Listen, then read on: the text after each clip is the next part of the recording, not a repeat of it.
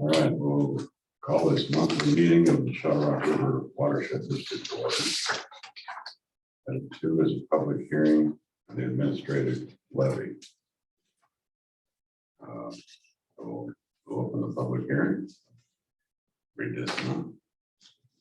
All comments by proponents, opponents, or the public shall be made from the podium. Please first give your name and address as required because an official record of the public hearing is being made. Please note comments are limited to 3 minutes. These rules are intended to promote an orderly system and holding a public hearing to give every person an opportunity to be heard and to ensure that no individual is embarrassed by exercising the individual's right of free speech. It is not necessary to be a proponent or opponent in order to speak. If you consider yourself neither a proponent or opponent, please speak during the proponent portion and identify yourself as neither a proponent or opponent. No comment shall be made from any other location, and anyone making out of order comments may be subject to removal from the meeting. There will be no demonstrations during or at the conclusion of anyone's presentation. So at this time, would anyone like to speak? Anyone like to speak? For the third time, would anyone like to speak? Hearing none, this public hearing is now closed. Item 3 is a public hearing at service levy. So we'll open that. Would anyone like to speak on that? Would anyone like to speak? Mr. Chairman, I'd just like to mention that that levy is $178,625. Okay, And I know the first hearing is closed, but that levy was $250,000. okay. Anyone else like to speak? We'll close that hearing. Item number 4 is a public hearing on administrative and project fund budget. Would anyone like to speak? You have more numbers for us? No? Well, I do. I guess the liability levy is probably, I don't know if it's under the debt service levy, but that was 100 or 17,000 is that portion of that levy going to the county. So the project budget fund levy or the project fund budget is $6,945,272. Okay, would anyone like to speak? And last time, would anyone like to speak? Hearing none, public hearing is now closed. Item 5 is consent agenda. Look for a motion. To approve. Motion to approve. Is there a second? Second. Any discussion? All in favor, say aye. Aye. Approval of agenda. Next item is someone like to make them. Mr. Chair, I do have 3 items I would like to add to the agenda. The first would be item 8G under administrator is a resolution 2021-19 amendment to the Clean Water Partnership loan agreement. Item 9E would be a update on the One Watershed, One Plan. And then item 11 under managers items, I have a Main Street project update for the MnDOT project on the Main Street. Any other corrections or additions? Hearing none, someone like to approve? Approve. Is there a second? I'll second. Okay, any other discussion? Favor say aye. Aye. Opposed? Carried. Public forum, is it anyone from the public like to speak?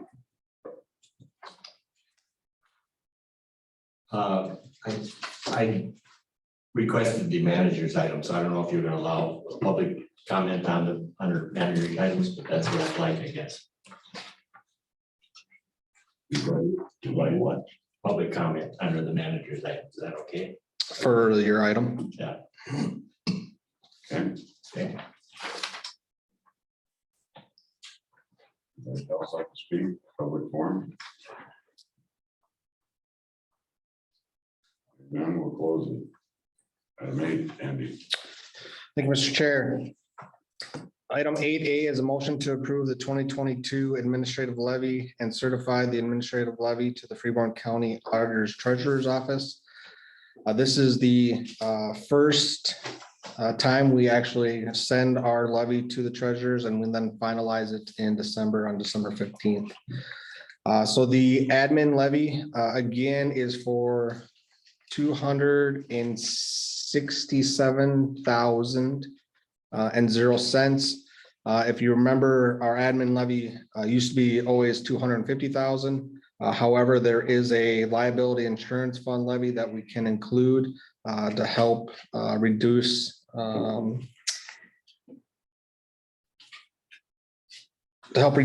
basically the admin levy, or help with some funds in there. So our admin levy this year is $267,000. Someone care to make that motion to approve? I'll make that motion to approve. Is there a second? I'll second it. Any discussion? So the on our agenda here, you're doing it together with the administrative levy and the insurance liability levy. Is that what you're talking about here? Yes, they fall under the same levy authority. Thank you. Any other discussion? All in favor, say aye. Aye. Opposed? Motion carried. Okay, Andy. Thank you, Mr. Chair. Item 8B is motion to approve the 2022 debt service levy and certify the debt service levy to the Freeborn County Auditor Treasurers. Again, this is our levy to pay for the bond that the district received for the dredge project. On average, this usually sits at about $168,000. However, with the evaluation for the county in 2021, this was able to go up roughly $10,000 to $178,000. So hopefully it'll help us pay that off a little bit early and reduce some interest. So looking to approve the debt service levy for $178,625. Okay, would someone like to make that motion? So moved. Is there a second? I'll second. Any discussion? All in favor, say aye. Aye. Opposed? Motion carried.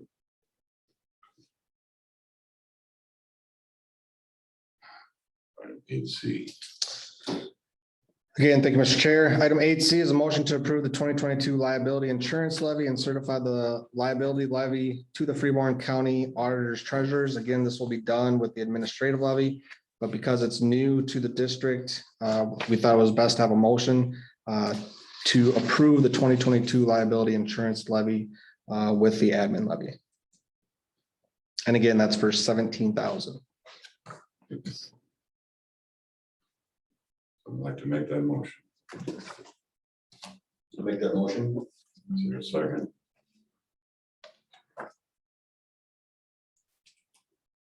Second. Any discussion?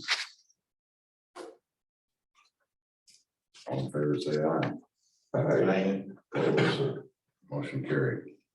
Thank you, Mr. Chair. Item 8 D is a motion to approve the 2022 admin budget of $267,000. Someone care to make that motion? So moved. Is there a second? Second. Any discussion? All in favor, say aye. Aye. Opposed? Motion carried. Thank you, Mr. Chair. Item 8E is a motion to approve the 2022 project fund budget. Again, this is the project fund for all of our projects, which consists of all of our grant dollars that we bring in. So total disbursement for our project fund budget is $8,945,272.71. Someone like to make that motion? So moved. Is there a second? Second. Any discussion? All in favor, say aye. Aye. Opposed? Motion carried. Thank you, Mr. Chair. Item 8F is a Fountain Lake Restoration Project update. For those that have been through this process, it's sort of a sad time of the year, especially because phase 2 will be completed here in about 3 weeks. Brennan will be done dredging their contracted amount here for 2021. They roughly have about 20,000 cubic yards of material yet to remove. So they're thinking about 3 weeks and then they'll start demobbing. One of the requests I would like to make to the board, and I'm not looking for a motion, just sort of a consensus for the members that are here. Brennan would like to demob everything except for they're asking if we can keep in some pipe, basically from the CDF to about where Bancroft Creek dumps into Bancroft Bay. They would also like to keep the gravel area, their staging area at the park, city park. So if I get consensus from the board that we wish that would be fine for them to do that, that I would go to the city council and request that the city allow us to keep just the gravel pad. Therefore, when we do move into what we hope next year into phase 3, which is the completion of the dredge project, we don't have to redevelop that pad and lay all that pipe. And hopefully will give us some better costs. We still have to put it out for public bid, but that would definitely give Brennan a leg up, just if we can let them leave that there. It's not a big thing though. Again, they said if the district board would like it removed, they will remove it. However, they would like to keep whatever they can in place for the potential phase 3 project. Makes a lot of sense. Comments? No, if they don't, if for some reason, they don't get the next project, I mean, they will remove everything anyway. Correct. And the one thing that we do have, we still have retainage. We will not pay out retainage for them until everything, of course, is removed. So if we do not, or they do not get the bid for phase 3, we still have the retainage to then ask them to remove it. I think their track record over the last 4 years of being very willing to work with the district and pretty much going out of their way on some of the issues to work with us and to work with the public and to work with the city has gone a long ways. They're a pretty reputable company and have done a fabulous job with the project. That's nice to have a company like that, because they do look out for the owner. Yes, Really well. yes. Now, was there a fence around that gravel pad? There is a They're fence. gonna stay to them? Nope, they said they would take that down. So I think it makes common sense just to leave it. Leave it all. sounds good. I will make a request to the city manager to get on the city of Albert Lee's agenda and give them an update, not only on our budgets for 2022, but also for the Fountain Lake Restoration Project. All right, moving on, item 8G, this is the addition, resolution 2021-19 amendment to the Clean Water Partnership Loan Agreement. If you remember, the board did apply for the Minnesota Clean Water Partnership Loan for our dredge project. We initially borrowed $1 million. We're asking to increase that to 1.5, so we're asking for an additional 500,000. It has been approved by the Clean Water Partnership Loan Program Officer. So looking for a resolution from the board to make it official. Again, if you remember, this is a 0% interest loan. Payback is over 10 years and payback does not start for after the first 3 years. So basically I have 13 years to pay it back. And yes, it's helping us complete our dredge project.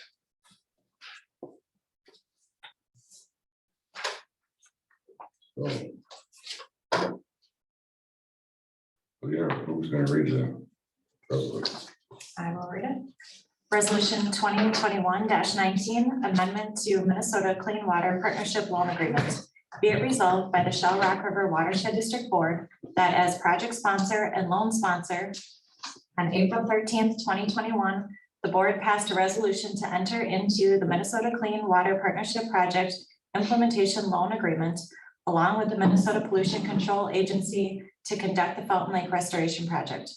Be it further resolved by the Shell Rock River Watershed District Board that Administrator Andy Henschel or designee was authorized by a resolution of the board to serve as project representative and represent the board in all matters which, according to the conditions of the Minnesota Clean Water Partnership Project Implementation Loan Agreement, do not specifically require action by the board.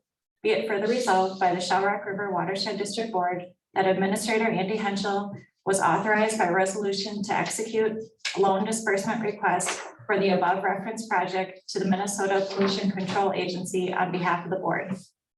Be it further resolved by the Shell Rock River Watershed District Board that Andy Henschel be authorized to execute the Minnesota Clean Water Partnership Project Implementation Loan Agreement Amendment number 1 to increase the total loan to 1.5 million for the above referenced project on behalf of the board as project and loan sponsor. This is retroactive to and amends the previous resolution with respect to the SRF 0343 Clean Water Partnership Project Implementation Loan Agreement. Whereupon the above resolution was adopted at regular meeting of the Shell Rock River Watershed District Board this 14th day of September 2021. Okay. Care to make a motion for this resolution? Excuse me, I'll introduce the resolution. Is there a second? I'll second Any discussion? Call the roll. Manager Bakken, Aye. Manager Belcher, it. Aye. Manager Bestuski, Aye. Manager Pistorius. Aye. Thank you, Mr. Chair. That's all I have. Question. Yes, Al. Is there any chance we can have a little update on the litigation that's going on cells 33? Yeah, can we bring that up again under managers items for you, Al? That's fine. Okay. Courtney. All right, thanks. The first item I have is resolution 2021-18, Headwater Stream Bank Habitat Restoration, AMA, and Shell Rock River Stream Bank Restoration, WPA bid award. If you remember at our last board meeting, we approved the project plan and established the project. Shortly after, it did go out on bid. We had a pre-con meeting in which we had 5 contractors who attended. Bids were due last week and we received 2 bids. So if there's a first and a second, I will read the resolution. Is there a motion? I'll introduce the resolution. Second. All right, resolution 2021-18 bid award, project 2020-01, Headwater Stream Bank Habitat Restoration, AMA, and Shell Rock River Stream Bank Restoration, WPA. Whereas the Shell Rock River Watershed District Board of Managers pursues the mission of implementing reasonable and necessary improvements to the water-related and other natural resources within its boundaries. Whereas the Shell Rock River Watershed District is charged with implementing the Shell Rock River Watershed District Watershed Management Plan. Whereas the district has two projects with parcels located in close proximity to each other, and the overall scope of the work encompasses engineering and construction over the two projects for a better cumulative result to accomplish the stream bank restoration. Whereas the two projects were initiated on August 10th, 2021 by resolution 2021-17 establishing the Headwater Stream Bank Restoration AMA and the Shell Rock River Restoration WPA. Whereas a request for bids was sent August 11th, 2021, and whereas two bids were submitted to the district ranging from $889,017 to $930,739. Therefore, the Board of Manager hereby finds that the proposed project has the ability to promote the public interest and welfare in conformity with the plan as set forth above. Now therefore be it resolved that the Shell Rock River Watershed District hereby, section 1, awards the contract to Minnesota Native Landscapes as the lowest bid and in the best interest of the district for the Headwaters Stream Bank Habitat Restoration AMA and Shell Rock River Stream Bank Restoration WPA. And section 2 authorizes the district administrator to sign all documents to proceed with the project dated September 14th, 2021. Again, Minnesota Native Landscapes was the lowest bidder. We are confident that they are qualified to do the work. Our engineer has worked with them in the past on projects such as this, and we have worked with Minnesota Native Landscapes in the past as well. Courtney, can you just again review the two costs and then also the engineer's estimate for the project? Yes, so the engineer's estimate, I don't have exactly in front of me, but I do know it was in the 930,000, so it was almost right on with the highest bid we received.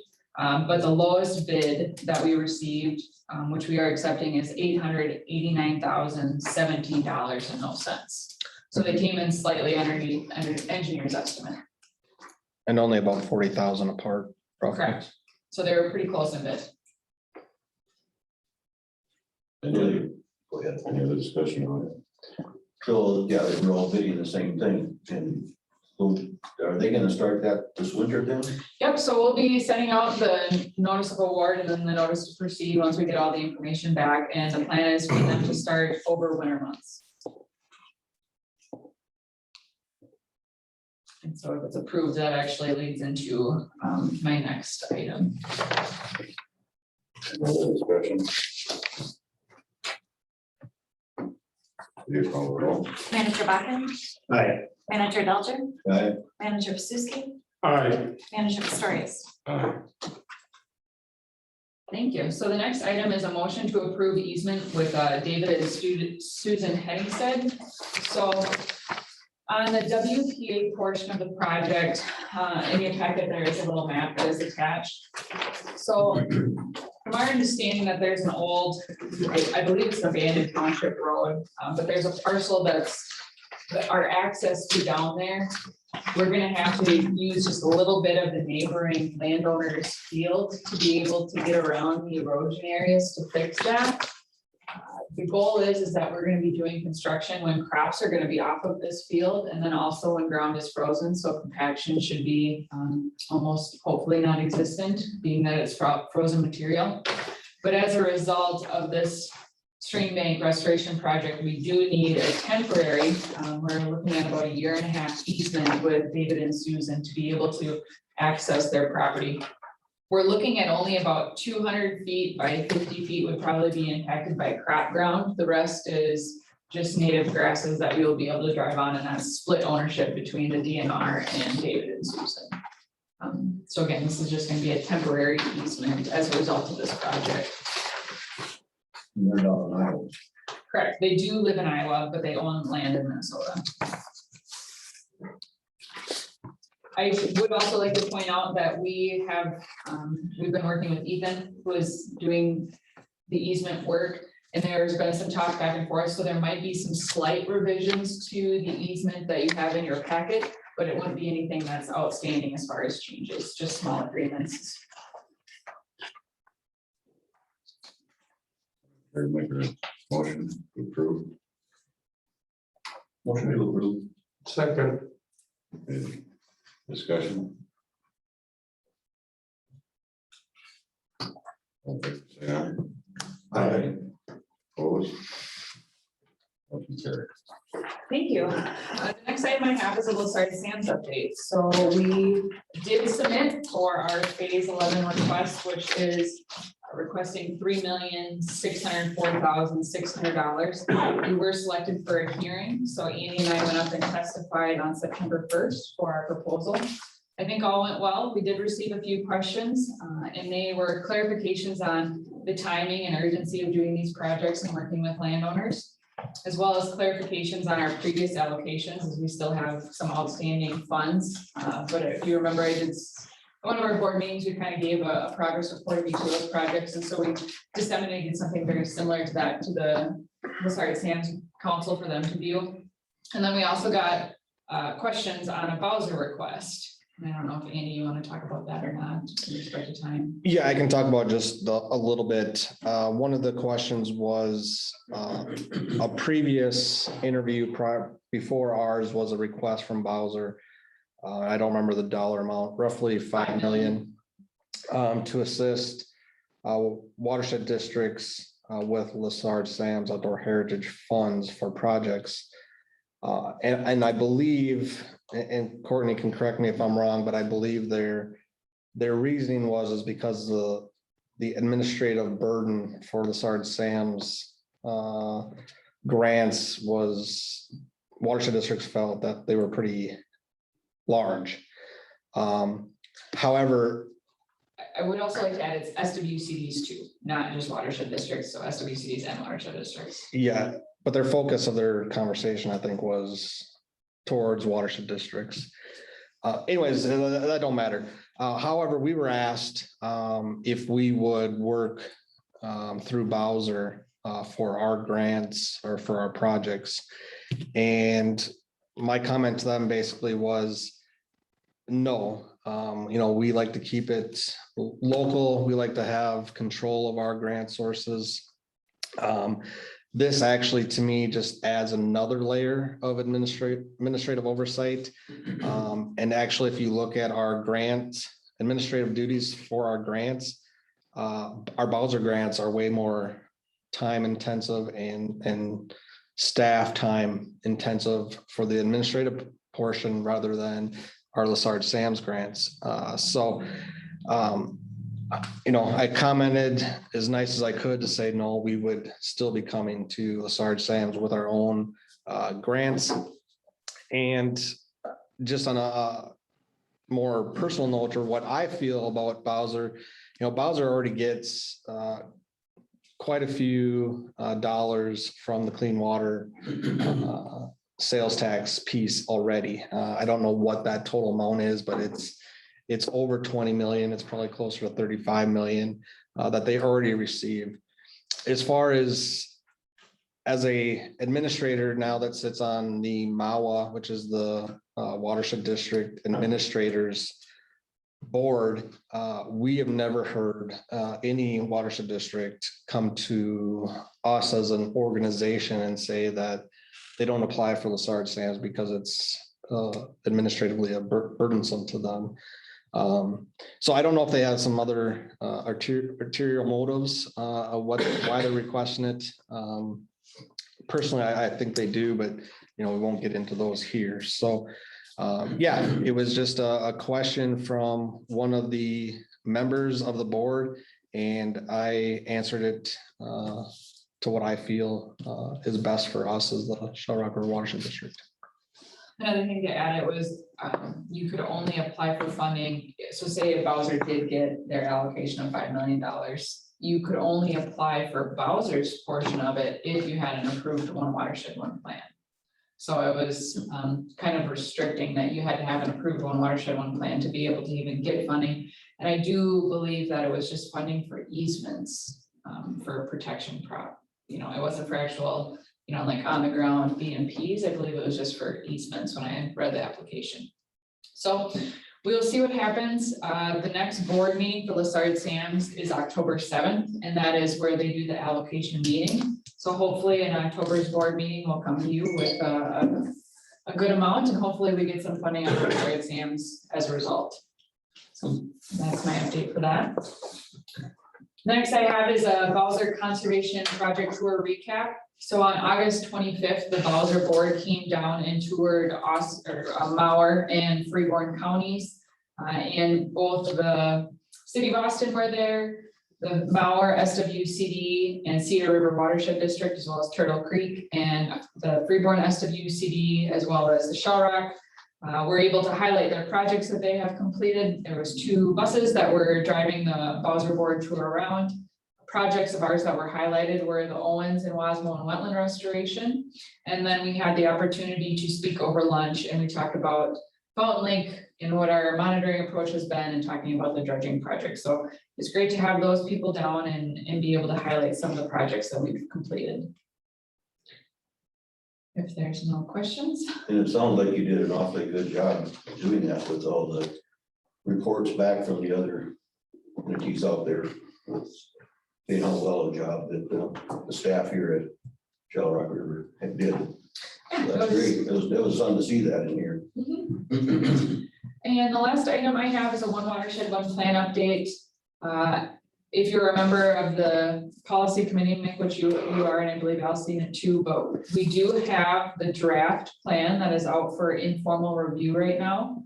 So how it works is there's an informal review, and then that gives us the opportunity to send it out to, you know, the advisory committee, which has all the state entities, the steering committee and the policy committee as well. So this is the first time the steering committee who's worked on this, you know, throughout. It's the first time we're seeing a draft as well. So there's an informal draft, which basically gives everyone the opportunity to review and make changes.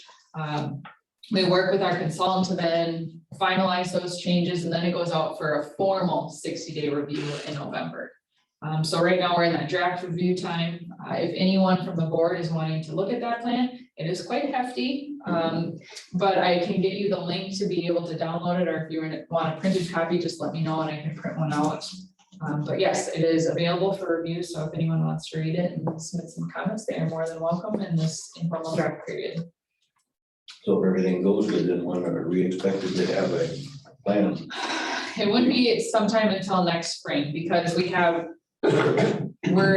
going to plan timeline is that the formal plan is gonna go out for 60-day review in November, and it has to be out for 60-day review for 60 days, obviously, so that's 2 months. Then it gives us time that we either have to, you know, address comments, make changes, finalize it, and then it has to go before the Bowser board. And I know that the Bowser board does not meet in February, I believe, for some reason or other, so then it would be on the March board meeting, if everything goes well. The review process takes some time, unfortunately. And then after it is approved, then each of the entities has to approve it through their boards. So then like the Freeborn County would have to approve it. Shell Rock Board would have to approve it, you know, same with the SWC in the city.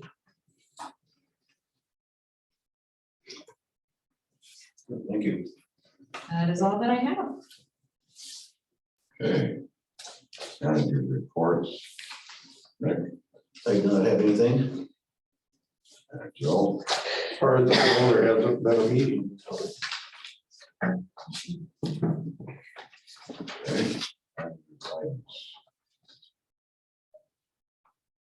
Want to start this end here? Yeah, so I can start, first manager item, we can talk about is the MnDOT Main Street project. I believe Al and I believe Dan here have some comments for the board, so we'll let them address the board. Yeah, if you can go to page 158.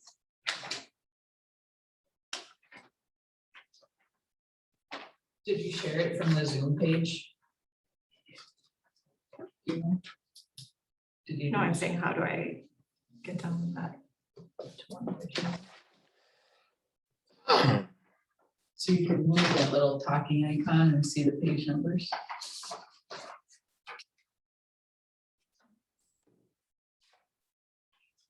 I will say the plan set is quite large. It's 601 pages. But I think the best map to show it is right there. So if you look in the upper top right, right below her cursor there, that is the Godfather's Pizza lot, where the city is looking at putting a stormwater pond. And then if you also look on the south side, right below the north pond, they also have a pond on the south side. So that is the water management they're looking at for that area. We're gonna raise that road up a little bit then too, or? Yeah, so, and again, don't hold me to it. I just seen these plans last week and I haven't had time to digest them. But it looks like they're raising that road, and Dan, I don't know, 2 feet. And also looking at putting in those 2 ponds in this section. Now it's a larger project than just this section. It goes all the way down to Taco John's and stuff down there, don't it? So this is just one portion of it that I think Al and Dan want to discuss. So that's why I brought up this map here. So. Well, I have the floor. Go ahead. If we back up a few years, you know, we've talked about the flooding on Main Street for years, and what we tried to do in the long run is put in a dam on Elberly Lake that would take the excess water. And I think that we did that. Our dam is pretty much a free flowing dam. I don't know what this, Andy can tell me what the design is called, but it's boulders and rocks and so I think that the watershed has done as much as we could to bring the level of the lake down during these high water events. And there's some drawings in your, or some maps in your front of you there, but the flooding that happens on Main Street, it's something that it's not going to get solved very easy, if ever. The other part of it I'm seeing is if there's maybe some pumps installed in the future, or if the design of the area is designed to install the pumps.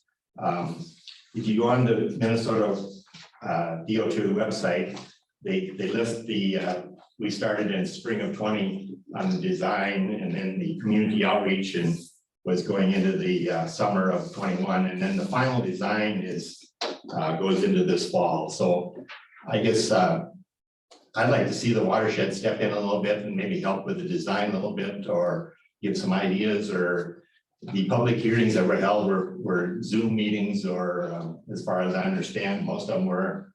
So, but if you look at the map here, it relocates the businesses, you know, that are completely flooded, but there's businesses on the edge that either raised their elevation in their reconstruction.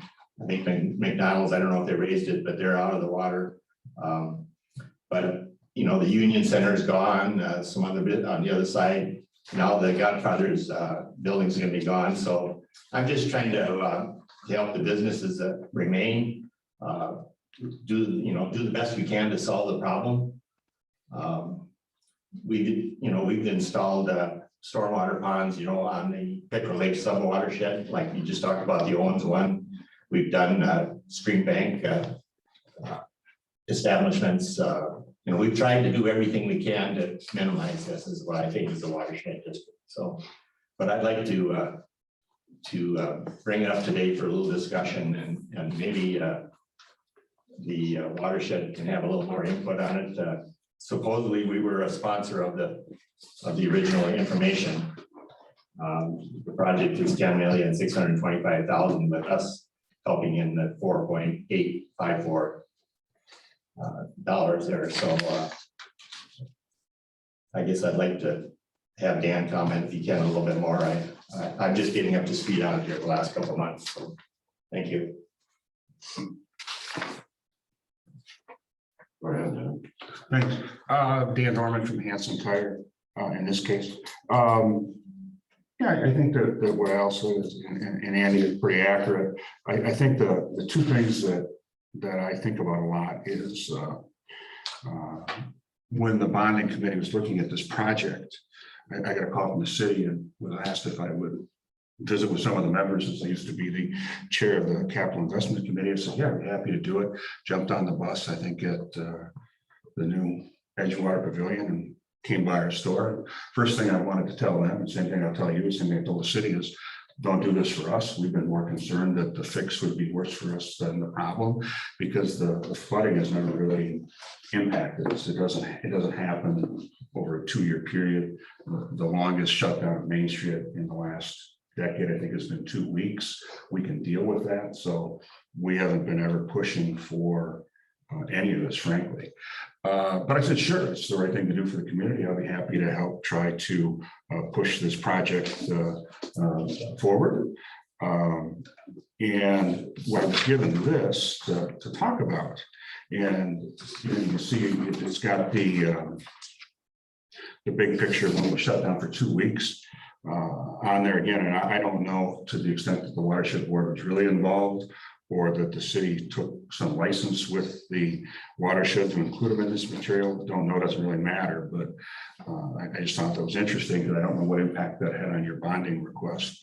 But so I saw this, we pitched it, it eventually made it into the bonding bill. I thought, great, we're going to fix the flood problem, because as you see on this document, that's what we promised the legislature that we were going to do. And you can imagine my surprise when the 600-page report that Andy references, if you actually get in there and read it, it says that we're going to reduce the flood events, we're going to reduce the flood levels. So this picture, after we spend, I don't know what they're going to spend, it's $5-6 million, would still look exactly like this. They're not, maybe with a little retention pond, but we're not going to fix this problem. What we are doing is reducing the number of, hopefully, short-term closures. So we had one 2 Fridays ago, heavy rain, road floods, people drive through it, they get stuck, get towed, whatever happens, city has to come down and put up those barriers. I'm told that generates a report to the DOT that they're going to get out of it. Whether that's worth $6 or $7 million is a different question, but we don't fix the problem. So I was a little bit surprised when I saw that. I was really excited when Godfather's closed and found out they weren't coming back. This was pre-COVID, because they had a problem with managers and they couldn't find anybody. These guys were going on. I thought, great, I'm gonna try to buy that building. By the time I finally got to the guy, we had a nice discussion. I offered him more than I probably would have if I went to auction, but he said, to be honest with you, you can't compete with the city. He was right. I guess I could have, I just chose not to. But he said, if bonding bill doesn't pass, I'll essentially take your offer, which was somewhere between what's really worth. I mean, nobody's worth more to us than anybody in the whole world. But we lost that, and so kind of moved on thinking. But then again, when it came out and said we're not fixing it, it sort of bugs me a little bit. I mean, that's what we promised. That's our reputation. I felt like that was my reputation when I went to that bonding committee. I called Peggy Bennett and asked Peggy, what do you remember? She goes, now we told her we're fixing that problem. And so I just don't like that. And in fact, you referenced the slough that was created where the Union Center is. If you go look at that information panel, I happened to be over talking to the Southern Lock and Glass people about this project, and I stopped and read that information panel that's still there. And if you read that information panel and you look at the pictures, that fixed the problem too, except it really didn't, right? So we keep telling people we're going to fix the problem, we don't do it, and we wonder what people are a little bit skeptical of government. Kiddingly, I told Steve Yockey the problem is on that first slough is they put the pavers in, there's a nice walkway and everything that people don't use, but it's there. But there's a square of pavers, and on that, according to the board, was supposed to be the installation of a horse statue. So maybe the problem is we didn't put the horse statue on the pavers, and maybe he was going to drink the water. I don't know. The horse statue isn't there. So yeah, it was a great project, but I'm not saying it's a bad project. That's sensitive area, and it's a good project. I think I would have done this a little bit differently, and maybe there's a reason not to. Talk to the city about extending this way. They didn't want to do that. They were afraid of what the soils might be. That slough that I reference is over here. This car wash is in terrible shape. I thought it would have made more sense to make a much bigger pond out of this, but you know, they were bound and determined to do Godfathers in that only. There was an original plan that would have involved pumps that, as I understand it, at least from the DOT perspective, would have been in that I don't know if they still needed a boat, but would have been there, and they would have pumped it down to the channel. City, I'm told, didn't like that because of the maintenance costs involved. I've heard that from Steve Yonke, but I don't know what the total cost would be. So anyway, I was visiting with Al, and had actually a couple other people last week. Thought, well, I don't know, getting the DOT and the city to change their mind is likely to happen, but I did make a couple of proposals to them. Originally, we've always said that, you know, we'd be interested in buying the concrete portion of the Godfather's lot, kind of splitting that baby. We could certainly use that property, would allow us to expand. Just so you know, we've got 2 open positions, and Kelvin and I talked again last week. We're not ready to fill them again because we're not sure what happens to us for the next 2 years. We'll make it, we'll still be profitable, but there's 2 jobs that are gone. Those jobs had an average of $22 an hour plus benefits. I don't know what we'll do with them, let alone have we been able to buy the Godfather's building, we're probably at least 2 more people. The other proposal I made, and it came to me after a couple of people said, gee, you should relocate. So I've had sent the city proposal saying, do you want to sit down and talk about buying us out and relocating us like they did with Godfather's? And about the quickest place I could think of that would be comparable was the Blazing Star Landing, corner of Garfield and Maine. Haven't heard anything back, so I'm going to assume that after 2 weeks, a no reply from the city is we're not interested. I mean, I hope they don't. Somebody offers to expand the business. I hope they don't. Normally, don't just ignore it, but whatever. That's the situation. So I don't know at this point what will happen. We still sure like that, got at least the concrete portion of that lot. I think they've got themselves boxed in pretty good because you know, Steve kept telling me, well, we'll see how the engineering comes out, but since they're not fixing the problem totally anyway, I'm not sure that we'll do any of that stormwater pond design, but we're still interested in that, and that's why I appreciate it. You know, Alan invited me to come and talk a little bit.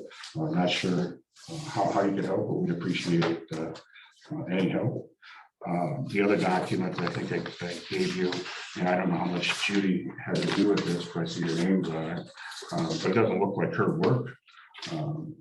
So the one thing I would just suggest for the watershed board is make sure that when these other groups are using your name, that you're really in sync with it, because I don't know that you would have been. And again, it does, the unfortunate part about this is this got funded and not dredging. And so now you're going to come into this bonding cycle, and the city's going to have a $30 million request to upgrade the sewer plant.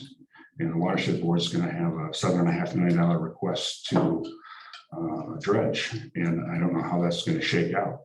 But at some point, I would generally suggest that we all start talking about it as a community, because the worst thing that we can do is fight about it, because then maybe neither of those projects get there.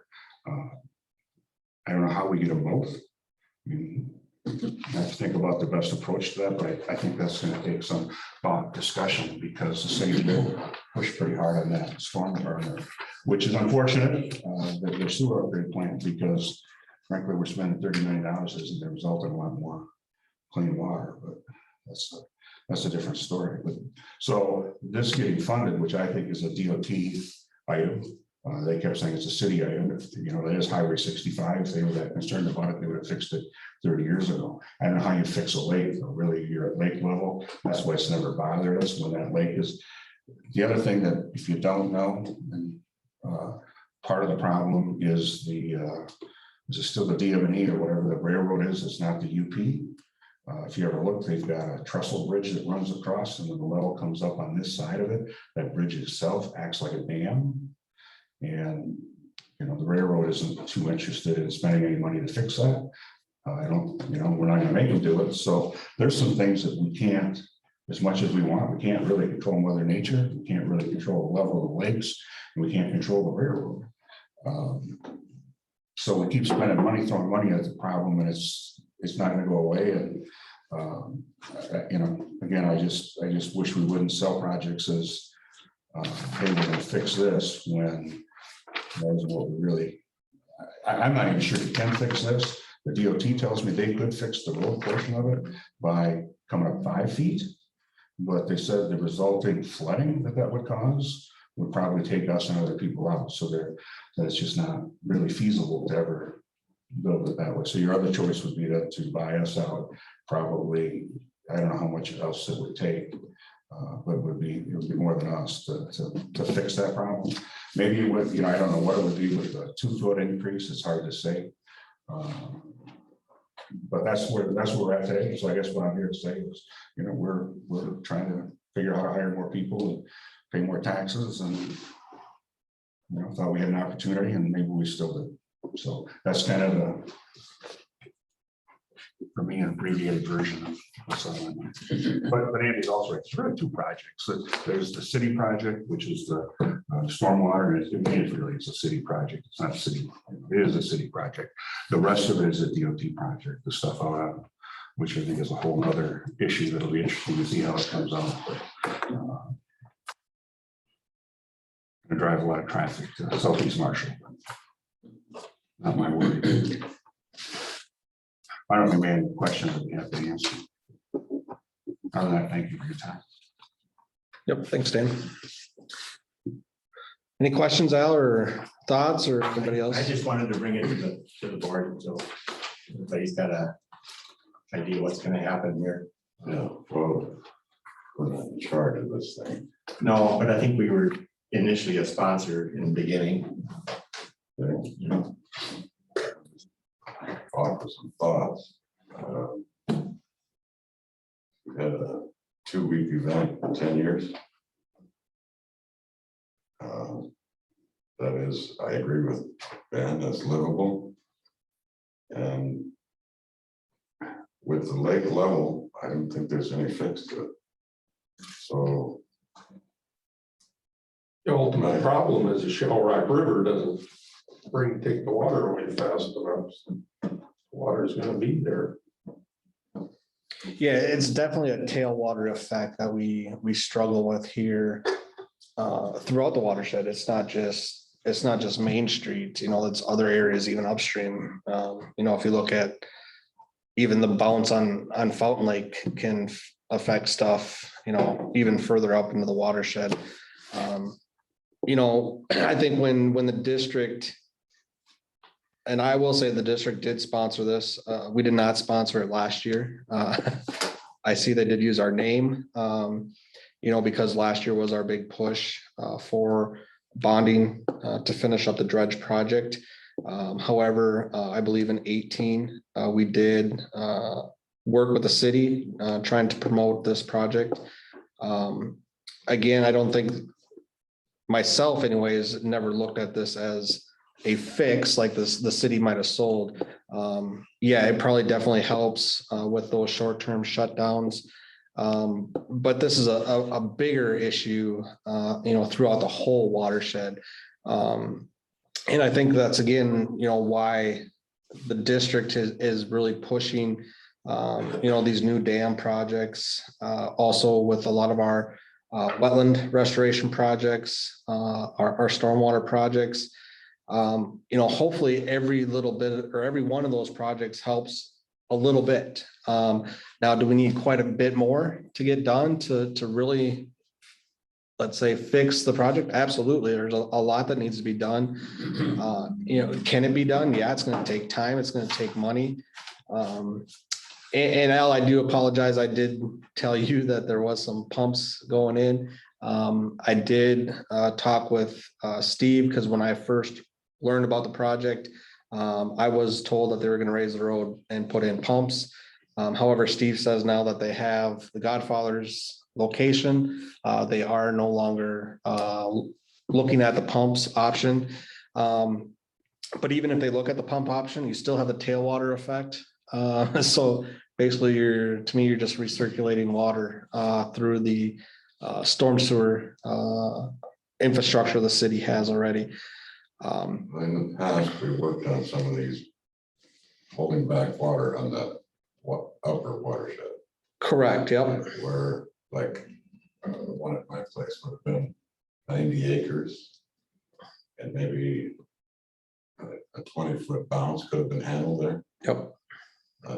That's the kind of projects you need to stop the bounce.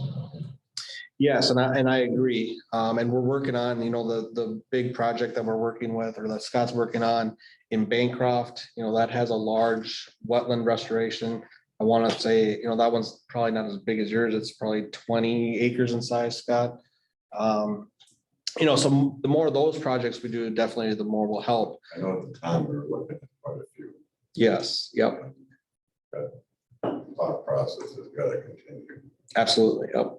And we continue that thought process. We keep, you look at our Lassard Sam's acquisitions, a lot of those are to restore those wetland complexes, to hold that water on the ground and meter it solely. If you look at the Vandergrift project that we're doing on Wedge Creek, that has the same set of intentions, again, to, Each one of these, you want to meet the water when the lake is low, yes, yeah. when it's dry.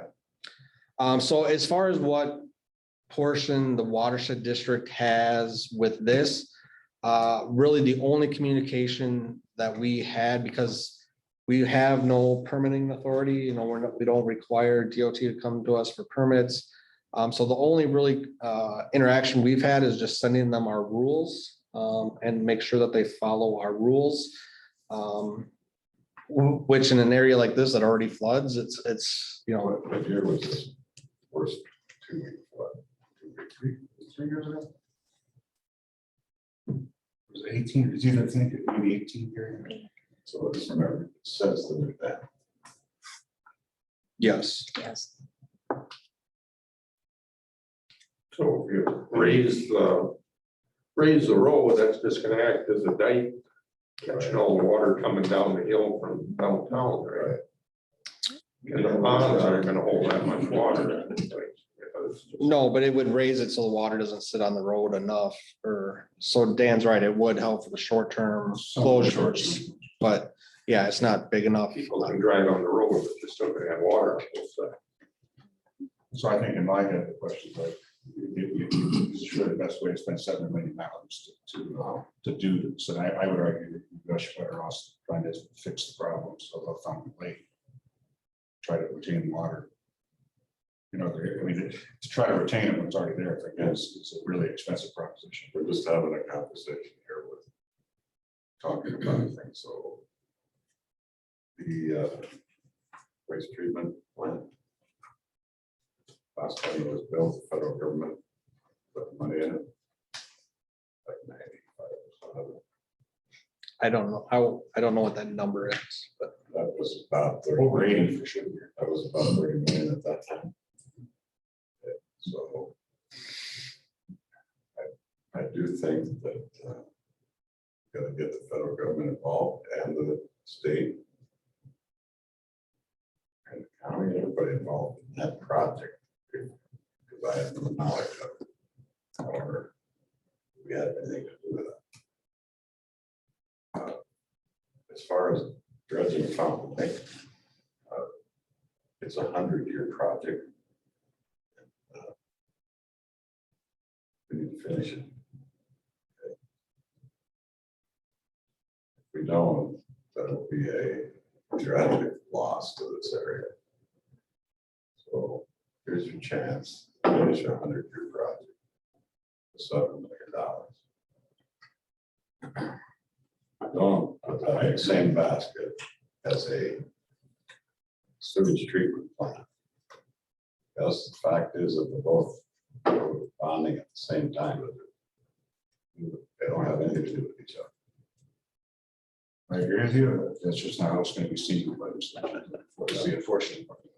And so the real struggle will be the Republicans will be trying to do everything in energy, right? To be honest with you, it's going to come down to engage with Senator Dornick, because you'll see the Republicans trying to help him. You're going to see the Democrats trying to fight that. Unfortunately, there's a political component to what happens in St. Paul. And we're in an election year, so I don't disagree with the word you said. I'd rather see us spend this money on dredging than here. Right. And in theory, this helps me because they're not going to have as much closures. It doesn't bother us. So I'm not saying they can't both get done. I just think it's going to put some understanding of the city of Browning and really the city of Watershed Board. How you do. Well, to be quite frank, I think it's not much different than last year's bonding bill. We had meetings with the city in this room, where we talked with, city and also the representatives at that time, and both of us, or both parties, I think, pretty much agreed that the dredging project should be priority over, I think at that time it was the trail and this project. And we sort of had consensus that the dredging should be the priority. But we see how fast that can change when this and the trail get funded and the dredge project didn't get funded through the bonding dollars. So Dan's right. We are gonna have to have these discussions again, because we are gonna come to that time of year where we are both gonna be putting in bonding requests. Again, I think the city needs to get a bonding request in, no doubt. Anything to help offset the cost of a treatment plant like that for the citizens is an important role. Do I think that needs to be done in 2022? No, I think they got some planning and some efforts that need to be done. I think that, they can hold off, whether it's a year or two to the next bonding. But again, those are discussions that we need to have with the city. And really look at both Dornick and Bennett and get our project listed. It's already listed from last year. Again, there's been no movement here in September when supposedly they were going to look at potentially doing a bonding bill. I don't see that happening. So again, we'll have to wait till the next legislative session. But I think it is important for us to have those discussions again with our representatives and with the city, and really try to prioritize, what's best for the community at this time, and move those projects forward. How did our request go to people? It didn't. I think with all the chaos, and quite frankly, I think it's been pretty. The reason I'd like to meet with the governor that is the DNR has funds. The state, and the governor has overreach on. And that would be a place, for instance, to finish this dredging project that he could do. So we need to get a little creative here. The only way to do that is to get it in his mind. I think that's an in-person meeting. Be better if it was here. I think it's too much of an ask. But continue to ask. Definitely. Okay. And just a last comment, because I know, the district, I want to go back to your thoughts on the wastewater treatment plant. And it's one of the things as an administrator I struggle with too, because, I look at the Minnesota Pollution Control Agency, who's pushing the city to meet these requirements based on the TMDL. It has always been my stance, once the TMDL was completed, that the city could basically discharge zero phosphorus, and that river still would not meet state standards. So why are we spending, it's just like this road, Dan, why are we spending $30 million on a sewer plant when, if we put that money upstream in the watershed district and reduce that phosphorus load, reduce that oxygen demand, to me, that just seems a better place to spend it. But they don't want to look at those types of That things. is common sense. No, just, But if you get that common sense, two people that are in charge, have it explained correctly to them, somebody's got to listen to what's right and what's wrong. the firm I work with is St. Paul. We represent primarily cities. And we've been fighting this since early in the Dayton administration. Because as they started to crank up these requirements, we we asked for cost benefit analysis. They didn't like that. We suggested that maybe the legislature actually look at these rules and approve them. We couldn't get that done. But we Who's said in charge of, NPCA, who's in charge of that? in theory, the governor. There you go. That's my play. So, when we went to talk to NPCA, frankly, I'll tell you exactly what, it scared the hell out of me when John Mike Stein, he said, well, we need to get you cities to do this. So when we get done with that, you can help us with non-point pollution. I looked at him, I said, so you think that cities should do this and then we're supposed to help you go after non-point polluters? Oh, yeah. I said, so you're gonna ask cities to go after farmers? He said, well, no. I said, well, which non-point polluters are you talking about then? What are you talking about? That your next target is after cities. And so, but to just add to Andy's point about how ridiculous this is, we represent the city of, shoot, this little town that they make the heaters. It's over by Mankato. Can't think of it, but she's a perfect testifier because she just get out of the committee and she say, I'm the city manager of the city where our water meets EPA drinking standards. But if all we wanted to do was release it, we have to treat it. So the water they pump out of the ground meets EPA drinking standards, they could ship it into the city. And if nobody added anything to it, all they did was pump it out of the ground and run it to their plant, they can't release it. They have to clean up groundwater. It's ridiculous. It's extremely expensive. The other thing we tried is to say, okay, even though we think this is ridiculous, you set a mandate for how much you want phosphorus, how much you want a city to reduce phosphorus by in the river, then let the city go out and find the most economical way to do that, which might be then coming and working with you and taking phosphorus out long before it even gets to fountain. They don't like that idea either. And I don't mean this to sound as political as it is, but one of the problems we have is that in my lifetime, I've watched labor unions take a back seat to the, I'm going to say crazy environmentalists who have more influence than I think they should have in this process.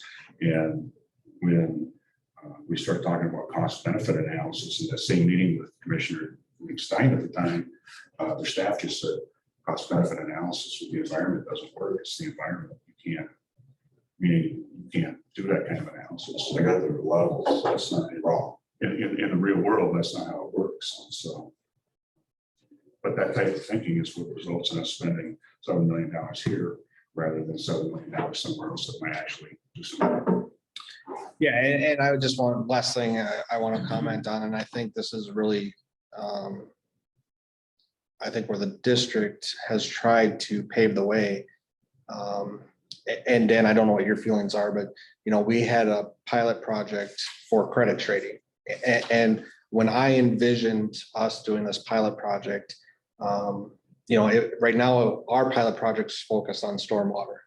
And so, again, you guys have seen a ton of our literature on this pilot project for credit trading, but this would be a perfect example where the city can go outside city limits, put in, whether it's water retention, phosphorus retention, or to hold the phosphorus on the ground, to work with the rural landowners, purchase that, get those benefits of reducing load or volume or flow, and get a benefit for this kind of problem. Where I really also see credit trading, where it could be a huge benefit, is in the wastewater end of it. Where instead of spending $30 million on a new plant or $50 million on a new plant, you do some minor updates to your plant. You still have to update your plant in some aspects, but you look at phosphorus reduction outside in the rural area where it is a lot cheaper. Plus, you also have a benefit from the rural community being able to generate income for and offset their economic place in life as the credit generator, and then the city just purchases those credits from the rural landowners. So I do see a huge benefit in the credit trading program, whether it's stormwater or wastewater. And I'm glad that Courtney put a lot of work, a lot of effort into that program. And I hate to say it, but PCAs sort of just, flapped their hands at us and said, yeah, it's yours, so. PTA has too much power. And we, but I think that what you're saying is right, 100% right. That's what would make more sense. I don't know if the numbers are still accurate, but if you like the Dayton administration, I think it's about $40 a ton to take phosphorus out that way versus about $800 a ton to do it better wastewater treatment. It's just, I just can't even think about it too much and I'll be, if I get angry, you're just dumb. It's just, Okay, That's all I have, Mr. Chair, sorry. thank you for your time. Thank you.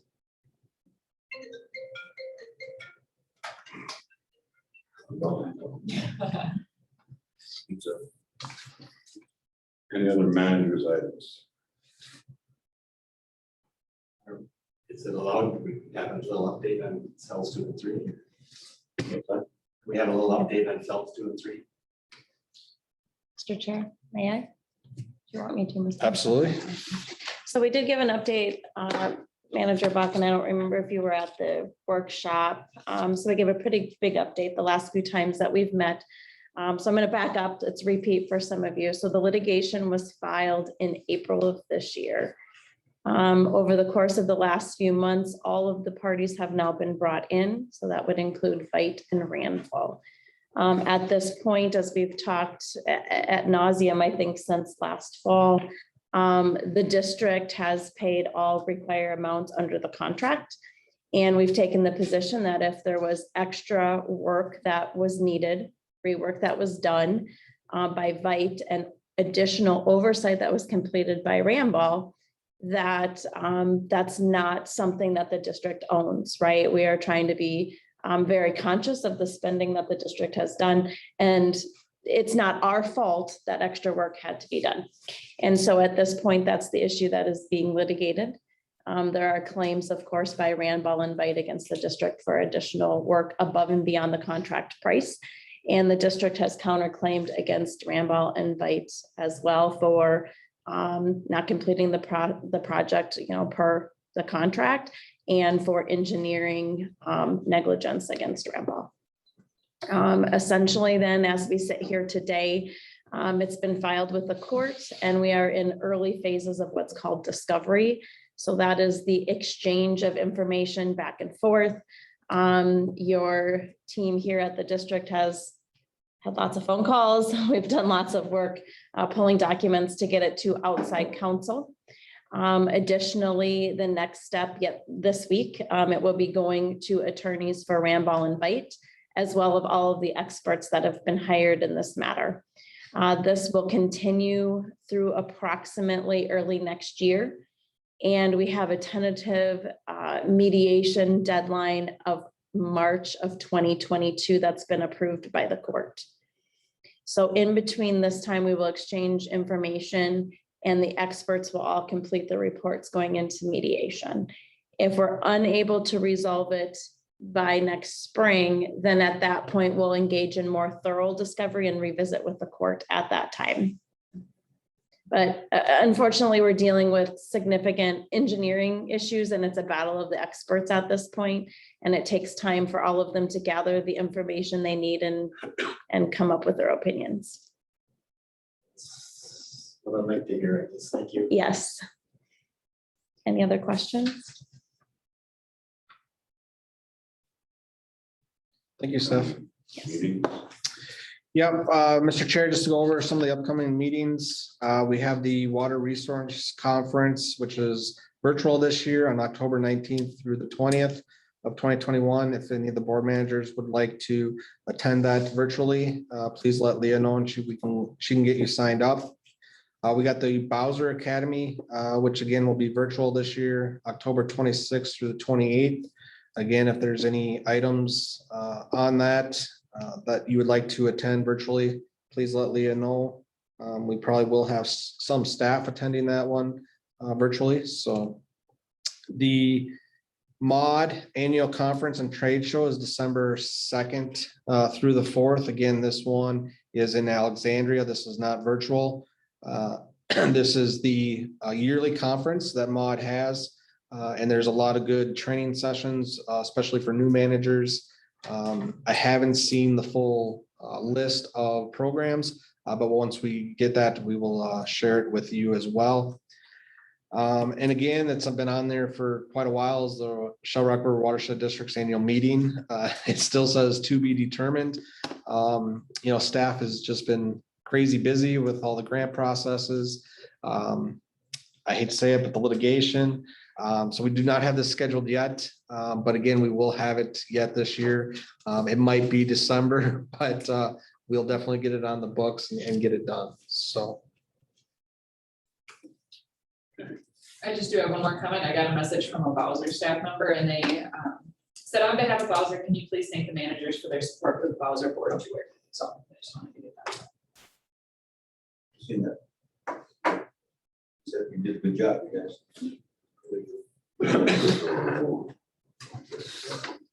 Motion to adjourn. Second. Adjourn. Thank you.